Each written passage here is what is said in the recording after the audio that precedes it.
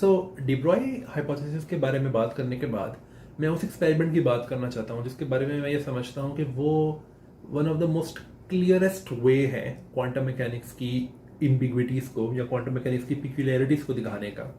और उस एक्सपेरिमेंट का नाम है स्टर्न डुलाक एक्सपेरिमेंट।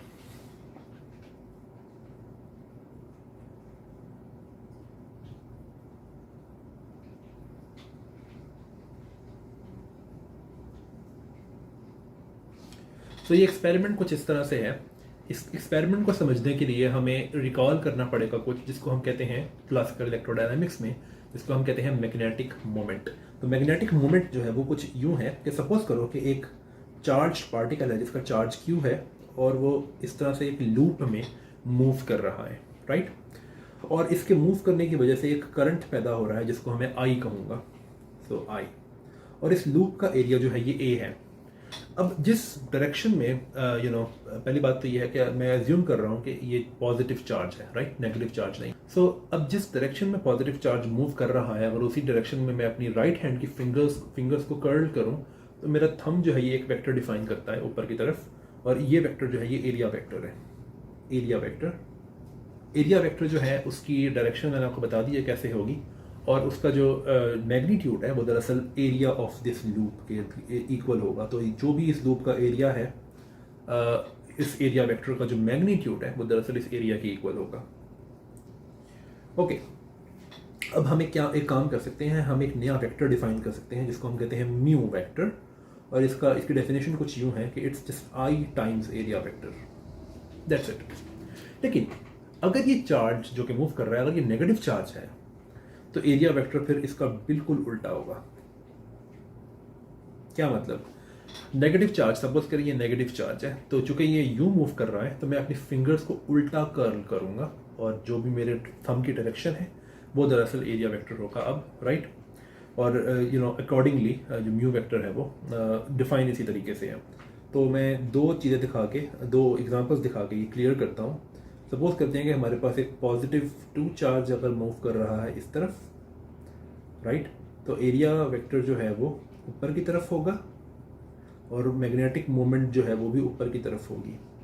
लेकिन अगर एक नेगेटिव 2 चार्ज अगर मूव कर रहा है इस तरफ मूव कर रहा है अगर, तो एरिया वेक्टर जो है वो अब नीचे की तरफ होगा और मैग्नेटिक मोमेंट भी नीचे की तरफ होगी, राइट। ओके, सो अब हमें इसको फॉर्मुलेट करने के एक से ज़्यादा तरीके हैं। कुछ लोग ये करते हैं कि वो करंट की डायरेक्शन को उल्टा कर देते हैं, एरिया वेक्टर की डायरेक्शन को सेम रखते हैं, राइट। तो वो भी एक तरीका है करने का, लेकिन ये भी एक तरीका है करने का। ओके, सो मैग्नेटिक मूवमेंट का हमें मतलब पता लग गया है कि क्या है। अब होता है कुछ यूं है कि एटम्स के अंदर इलेक्ट्रॉन्स की मूवमेंट की वजह से मैग्नेटिक मूवमेंट, एटम की एक मैग्नेटिक मूवमेंट होती है, राइट। लेकिन आप एक और चीज़ देख सकते हो कि चूंकि इलेक्ट्रॉन्स जो है वो मूव कर रहे हैं सर्कल्स के अंदर, तो इससे एक ऑर्बिटल एंगुलर मोमेंटम जन्म पाता है। तो आप ये भी कह सकते हो कि एटम्स का एक ऑर्बिटल एंगुलर मोमेंटम होता है। तो फॉर एग्जांपल अगर आप यहाँ पे देखो इस केस के अंदर, जो कि ये मैंने हाईलाइट किया है, इस केस के अंदर ऑर्बिटल एंगुलर मोमेंटम किस डायरेक्शन में है? ऑर्बिटल एंगुलर मोमेंटम हमेशा डायरेक्शन ऑफ मूवमेंट में, अगर आप अपनी फिंगर्स को कर्ल करो और तो आपका थंब आपको बताता है कि ऑर्बिटल एंगुलर मोमेंटम किस डायरेक्शन में है, रिगार्डलेस कि चार्ज क्या है, क्योंकि ऑर्बिटल एंगुलर मोमेंटम का चार्ज के साइन से कुछ लेना देना नहीं है, राइट। तो मैं कहना ये चाह रहा हूँ कि दोनों केसेस में ऑर्बिटल एंगुलर मोमेंटम की डायरेक्शन, जिसको हम एल से रिप्रेजेंट करते हैं, वो ऊपर की तरफ ही है। यहाँ पे भी ये ऊपर की तरफ ही है। लेकिन इस केस में मैं इसको एस कहूँगा। एस क्यों कहता हूँ वो मैं बताता हूँ। वो इसलिए कहता हूँ क्योंकि एटम्स का जो ऑर्बिटल एंगुलर मोमेंटम है उसको कभी कभी स्पिन भी कहते हैं। मैंने अभी तक स्पिन को डिफाइन सही तरह नहीं किया क्योंकि क्वांटम मैकेनिक्स के कोर्स में स्पिन का बहुत ज़्यादा रोल है, इसको मैं बाद में डिफाइन करूंगा। लेकिन आप इसको अभी सिर्फ ये समझो कि इलेक्ट्रॉन्स की मूवमेंट की वजह से जो ऑर्बिटल एंगुलर मोमेंट, जो एंगुलर मोमेंटम, ऑर्बिटल भी छोड़ दो, जो एंगुलर मोमेंटम होता है एटम का, उस एंगुलर मोमेंटम को हम स्पिन भी कहते हैं, राइट। सो अगर पॉजिटिव चार्ज है तो स्पिन और जो मैग्नेटिक मूवमेंट है वो सेम डायरेक्शन में पॉइंट करते हैं। लेकिन अगर नेगेटिव चार्ज मूव कर रहा है, जो इलेक्ट्रॉन्स के केस में नेगेटिव चार्ज होगा, तो स्पिन और मैग्नेटिक मूवमेंट जो है वो डिफरेंट डायरेक्शंस में पॉइंट करते हैं। जैसे कि आप देख सकते हो यहाँ पे स्पिन ऊपर है, लेकिन जो मैग्नेटिक मूवमेंट है वो नीचे की तरफ है। ये सिर्फ नेगेटिव चार्ज में होगा। ओके, अब दूसरी बात ये, वो भी एक फैक्ट है जो कि आपने पहले पढ़ा होगा इलेक्ट्रोडायनेमिक्स के अंदर। वो बात ये है कि अगर आपके पास एक फिजिकल ऑब्जेक्ट है, कुछ भी हो सकता है, उसकी मैग्नेटिक मूवमेंट एक पर्टिकुलर डायरेक्शन के अंदर है, राइट, और वो एक मैग्नेटिक फील्ड में पड़ा हुआ है, और मैग्नेटिक फील्ड की डायरेक्शन कुछ भी हो सकती है, राइट। सो मैग्नेटिक मूवमेंट जो है वो मैग्नेटिक फील्ड के साथ हमेशा वो करती है, इंटरेक्ट करती है, और इनकी इंटरेक्शन एनर्जी, जिसको यू से लिखा जा सकता है, उसका फॉर्मूला कुछ यूँ है, it's just mu minus mu times B, dot product है दोनों का, राइट। अब अभी देख सकते हो कि हमें पता है कि फिजिकल सिस्टम्स जो है वो अपनी पोटेंशियल एनर्जी को कम करना चाहते हैं। सो क्वेश्चन आप ये पूछ सकते हो कि अगर एक मैग्नेटिक मूवमेंट जो है वो मैग्नेटिक फील्ड में पड़ी हुई है, तो इनकी इंटरेक्शन एनर्जी जो है वो मिनिमम कैसे होगी? मिनिमम ऐसे होगी अगर ये डॉट प्रोडक्ट, ये वाला डॉट प्रोडक्ट, सिर्फ ये वाला, अगर ये मैक्सिमाइज हो जाए, बिकॉज सामने एक माइनस साइन मौजूद है, तो अगर म्यू डॉट बी जो है वो मैक्सिमाइज होगा तो यू जो है वो मिनिमाइज हो जाएगा। तो म्यू डॉट बी मैक्सिमाइज कैसे होगा? म्यू डॉट बी मैक्सिमाइज इस तरह होगा अगर म्यू और बी जो है वो सेम डायरेक्शन में आ जाए। इसका ये मतलब है कि म्यू जो है, अगर एक पर्टिकुलर चीज़ है जिसकी एक मैग्नेटिक मूवमेंट है, और अगर वो मैग्नेटिक फील्ड में पड़ी हुई है, तो वो हमेशा अलाइन होने की कोशिश करेगा मैग्नेटिक फील्ड से। ये उसकी लोएस्ट एनर्जी स्टेट है। दूसरी बात ये कि चूँकि मेरे पास सामने फार्मूला पड़ा हुआ है म्यू यू का, तो हमें पता है कि हम फोर्स का फार्मूला बहुत आराम से लिख सकते हैं। फोर्स का फार्मूला होगा दिस, एंड मुझे कैसे पता है ये? बिकॉज हमें पता है क्लासिकल मैकेनिक्स से कि फोर्स जो है वो क्या होती है, minus gradient of potential energy, जो कि मैं यू से लिख रहा हूँ, और यू का फार्मूला मेरे पास ऊपर मौजूद है। इसका मतलब है कि मैं फोर्स का फार्मूला लिख सकता हूँ, राइट। लेकिन ये फोर्स आप देख सकते हो कि कब लगेगी। ये फोर्स जो है जिसका फॉर्मूला मैंने यहाँ पे लिखा हुआ है, ये नॉन जीरो कब होगी? अगर सपोज करो कि एक मैग्नेटिक मूवमेंट जो है वो एक कांस्टेंट मैग्नेटिक फील्ड में पड़ी हुई है, तो म्यू डॉट बी तो कांस्टेंट हुआ ना थ्रू आउट ऑल स्पेस, तो इसका मतलब है कि ग्रेडियंट फैक्टर जो है वो वैनिश हो जाएगा, राइट, बिकॉज ग्रेडियंट जो है वो डिपेंड करता है पार्शियल डेरिवेटिव्स पे, जिस चीज़ को भी ग्रेडियंट लिया जा रहा है with respect to X, Y and Z. इसका मतलब ये है कि ये फोर्स जो लगती है ये नॉन जीरो होगी अगर मैग्नेटिक फील्ड जो है वो कांस्टेंट ना हो, वो एक इनहोमोजीनियस मैग्नेटिक फील्ड हो, यानी कि डिफरेंट पॉइंट्स पे डिफरेंट मैग्नेटिक फील्ड मौजूद हो। सो अगर तो एक इनहोमोजीनियस मैग्नेटिक फील्ड के अंदर एक फॉर एग्जांपल मैं एक चीज़ दिखाता हूँ। तो अगर सपोज करो कि यूँ है मैग्नेटिक फील्ड, यहाँ पे कम है, यहाँ पे ज़्यादा है, यहाँ पे कम है, सपोज करो यहाँ पे यूँ है, यहाँ पे यूँ है, यहाँ पे यूँ है, एंड सो ऑन। तो अगर इसमें मैं एक मैग्नेटिक मूवमेंट को रखता हूँ, ये मैग्नेटिक मूवमेंट है, तो चूंकि मैग्नेटिक फील्ड हर पॉइंट पे सेम नहीं है, तो इसके ऊपर एक फोर्स लगेगी, इसको हिला, ये उस फोर्स की वजह से ये हिलेगा स्पेस के अंदर, राइट। पहली बात मैंने जो की थी वो ये थी कि स्पेस में, फॉर एग्जांपल यहाँ पे इस केस के अंदर मैंने ये नहीं कहा था कि मैग्नेटिक फील्ड चेंज कर रही है स्पेस के अंदर। तो जिस चीज़ की मैग्नेटिक मूवमेंट है वो खुद स्पेस में हिलेगी नहीं, लेकिन वो एक ही पॉइंट पे सिर्फ उसकी मैग्नेटिक मूवमेंट अलाइन करना शुरू कर देगी मैग्नेटिक फील्ड के साथ। लेकिन अब मैं ये कह रहा हूँ कि अगर मैग्नेटिक फील्ड चेंज कर रही है स्पेस के अंदर, तो जिस चीज़ की मैग्नेटिक मूवमेंट है वो चीज़ खुद स्पेस के अंदर हिलेगी, राइट। तो ये दो डिफरेंट चीज़ें हैं, राइट। सो अब इस पर्टिकुलर फैक्ट के ऊपर बेस्ड है स्टर्न-गेर्लाच एक्सपेरिमेंट। तो स्टर्न-गेर्लाच एक्सपेरिमेंट जो है वो क्या करता है कि वो एक ओवन लेता है। ओवन जो है वो फिजिक्स में जब यूज़ होता है लफ्ज़, तो इसका मतलब ये है कि एक ऐसा सिस्टम जिसके अंदर आप किसी चीज़ को इतना गर्म कर रहे हो कि उसके अंदर से ऑर्डर जो है वो ख़त्म हो जाए। तो हम ओवन किस चीज़ का ले रहे हैं? वेल, स्टर्न-गेर्लाच एक्सपेरिमेंट में I think silver atoms use हुए थे, लेकिन आप सिर्फ ये सपोज कर सकते हो कि ऐसे एटम्स हैं जिनका स्पिन एंगुलर मोमेंटम है, और ऑब्वियसली स्पिन एंगुलर मोमेंटम जो है वो इलेक्ट्रॉन्स के मोशन की वजह से है। तो एक ओवन जो है उसके अंदर कई सारे एटम्स मौजूद हैं, और ओवन का मैंने अभी मतलब बताया आपको कि कोई भी ऐसा सिस्टम को इतना हॉट कर दो कि उसमें से ऑर्डर ख़त्म हो जाए। तो ओवन क्यों यूज़ किया जा रहा है यहाँ पे? वो इसलिए यूज़ किया जा रहा है कि बहुत सारे एटम्स हैं, उन सबके अलग अलग मैग्नेटिक मूवमेंट की डायरेक्शन होंगी, तो मैग्नेटिक मूवमेंट की डायरेक्शन को ऑन एवरेज रैंडम कर दिया जाए। ऐसा नहीं है कि अगर सपोज करो मैं इनको ठंडा करूँ, ओवन के अंदर से निकाल के ठंडा करूँ, तो ऐसा बिल्कुल हो सकता है कि ये सारे फ्रीज हो जाएं एटम्स एक ऐसी कॉन्फ़िगरेशन में जिसमें सबके मैग्नेटिक मोमेंट जो है वो सेम डायरेक्शन के अंदर हो। मुझे ये नहीं चाहिए, मुझे random on the average random चाहिए मैग्नेटिक मोमेंट तमाम एटम्स की, राइट। ओके, सो आप देख सकते हो कि इसमें मैंने डिफरेंट एटम्स की डिफरेंट डायरेक्शन में मैग्नेटिक मोमेंट बनाई है, राइट। उसके बाद हम क्या करते हैं कि एक ऐसा मैग्नेट लेकर आते हैं जो कि इनहोमोजीनियस मैग्नेटिक फील्ड प्रोड्यूस करे। जैसे कि मैंने अभी आपको ऊपर बताया कि अगर इनहोमोजीनियस मैग्नेटिक फील्ड प्रोड्यूस होगी तो उस एटम के ऊपर, अब एटम की मैग्नेटिक मूवमेंट है तो एटम के ऊपर एक फोर्स लगेगी, राइट। सो ये एक सिस्टम है मैग्नेट्स का। ये नॉर्थ पोल है और ये है साउथ पोल, राइट। तो ये है नॉर्थ पोल और ये है साउथ पोल, और ये कुछ इस तरह की मैग्नेटिक फील्ड प्रोड्यूस कर रहा है, सॉरी नॉर्थ टू साउथ, इस तरह से। तो आप देख सकते हो कि हर पॉइंट पे सेम मैग्नेटिक फील्ड नहीं है, राइट।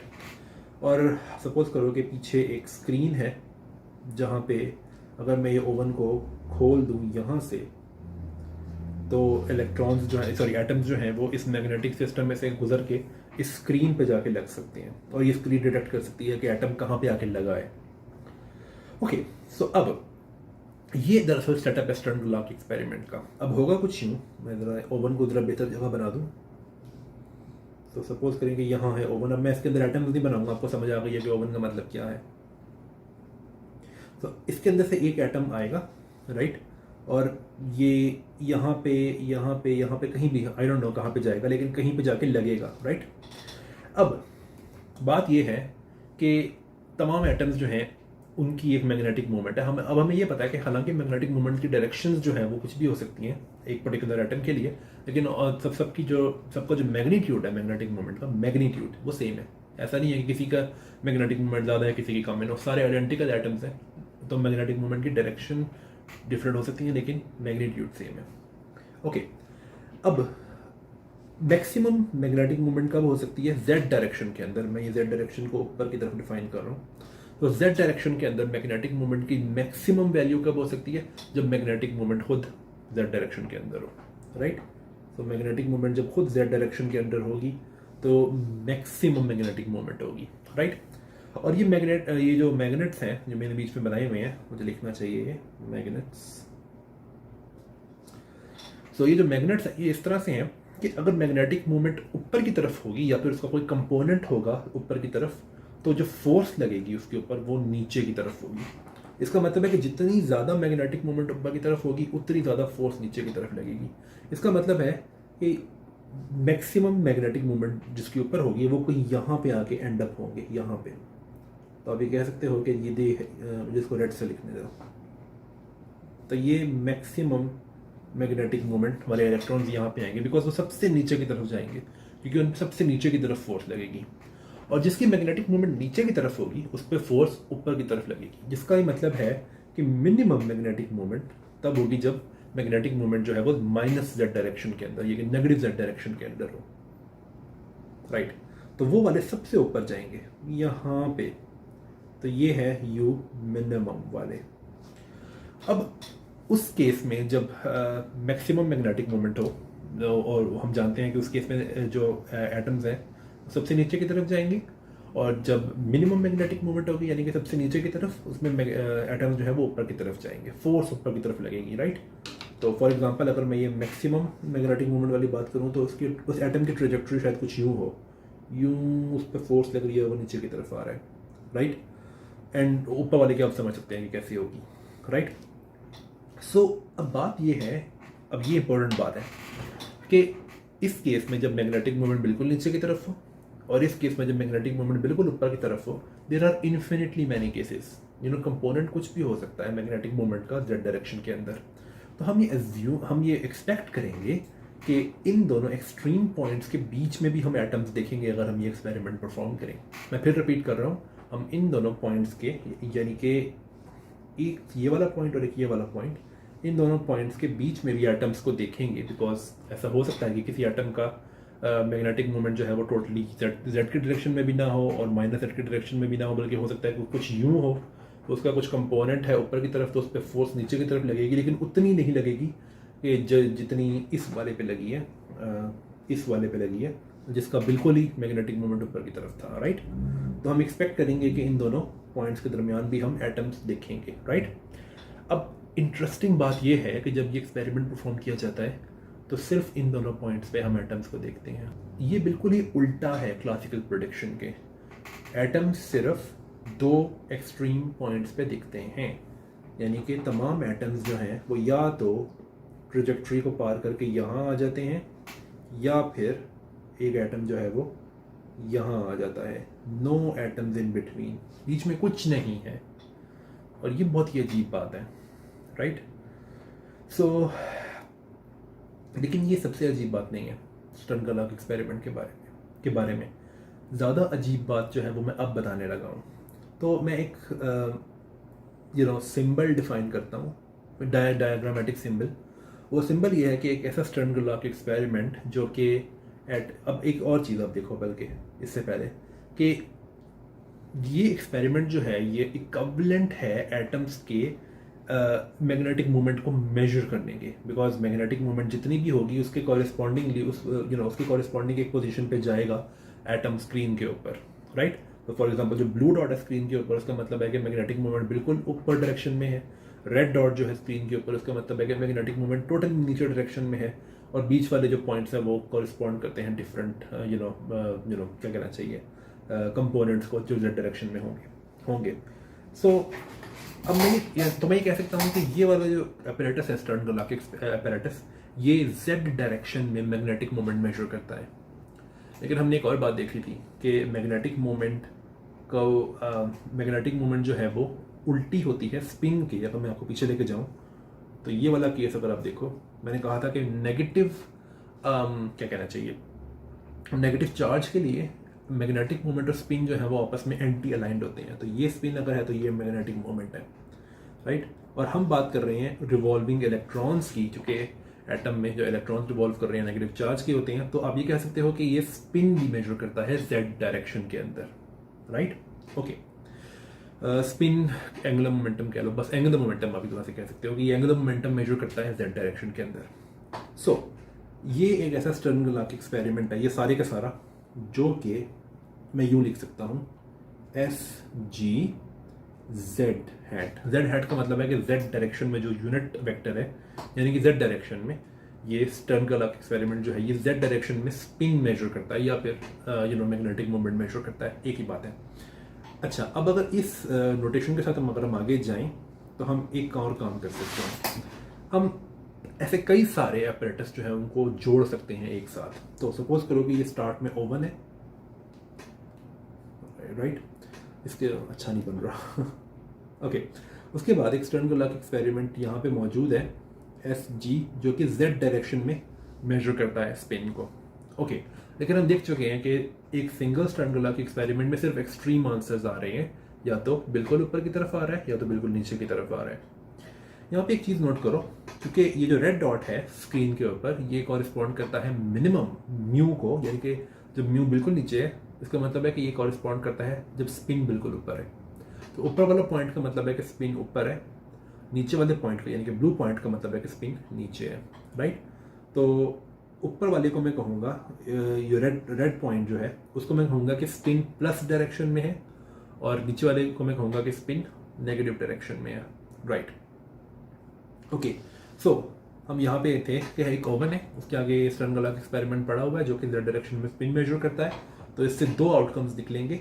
एक निकलेगा कि जिसमें स्पिन जो है जेड डायरेक्शन में प्लस डायरेक्शन में है, या फिर एस को रहने ही दो, जेड में प्लस डायरेक्शन में है, और एक और बीम निकलेगी जिसमें जेड में माइनस डायरेक्शन में होगा। अब हम एक काम करते हैं कि ये जो माइनस वाली बीम है ना, इसको मैं थोड़ा सा यहाँ पे लिख लेता हूँ।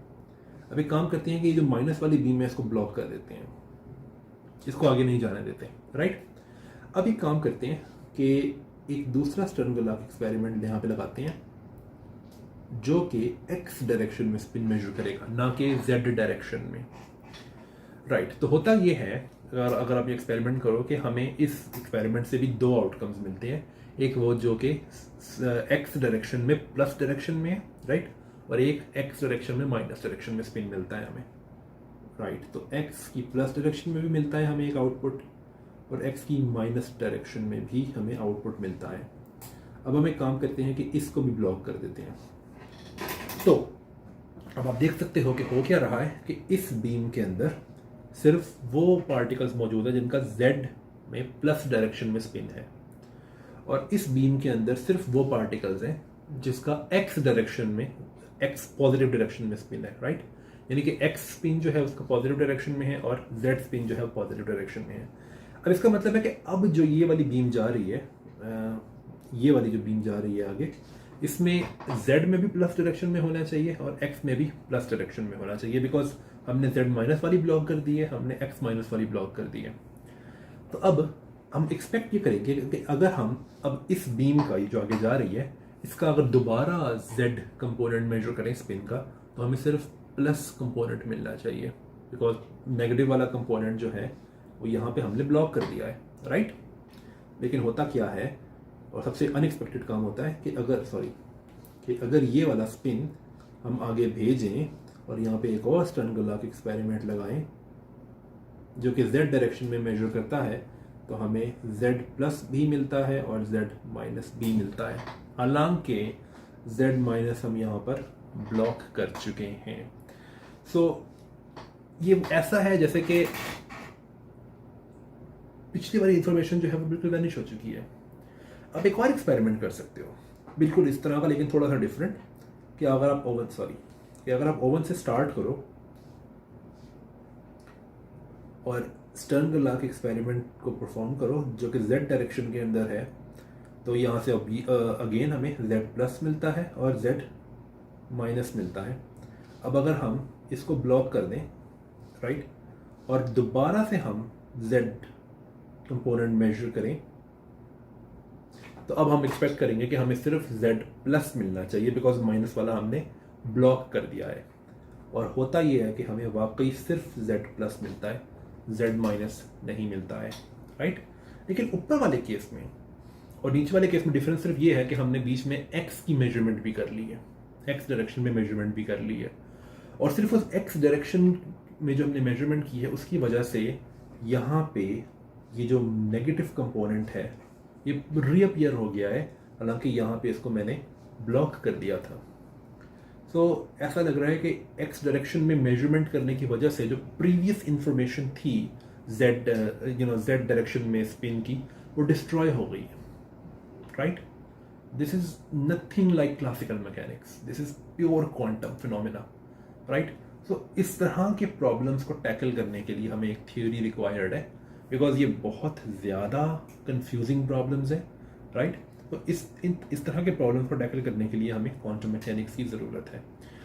सो अभी तक मैंने ये समराइज़ करने की कोशिश की है कि हमें क्वांटम मैकेनिक्स की ज़रूरत क्यों है। ऑब्वियसली ये अकेला सब्जेक्ट इतना लंबा है कि मैं इस पर और वीडियोस बनाना शुरू करूँ तो पता नहीं कब ख़त्म होगा ये, लेकिन मैंने कोशिश की है कि इन कुछ वीडियोज़ में मैं ये मोटिवेट करने की कोशिश करूँ कि क्वांटम मैकेनिक्स की स्टडी जो है वो किन प्रॉब्लम्स की वजह से इनएविटेबल है, राइट।